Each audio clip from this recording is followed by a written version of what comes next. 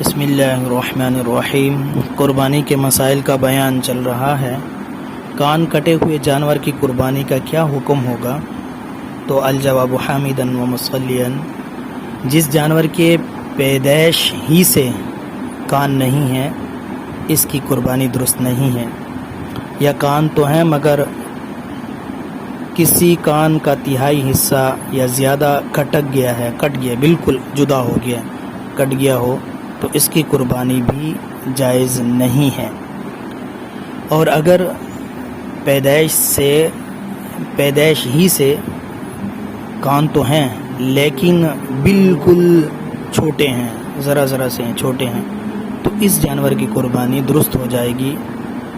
اور جس جانور کا کان لمبائی میں یا اس کے منہ کی طرف سے پھٹ جائے اور لٹکا ہوا ہو یا پیچھے کی طرف سے پھٹا ہوا ہو تو اس کی قربانی جائز تو ہے، اگرچہ بہتر نہیں ہے۔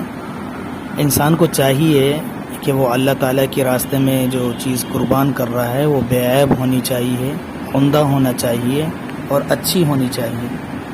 جب مسلمان اللہ کی راہ میں ایسی چیز قربان کرے گا تو انشاءاللہ اللہ تعالیٰ اس کو اس کا اجر بھی اتنا ہی دیں گے۔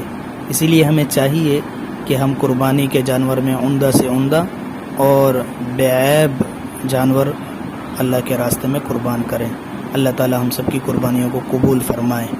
واللہ عالم بالصواب۔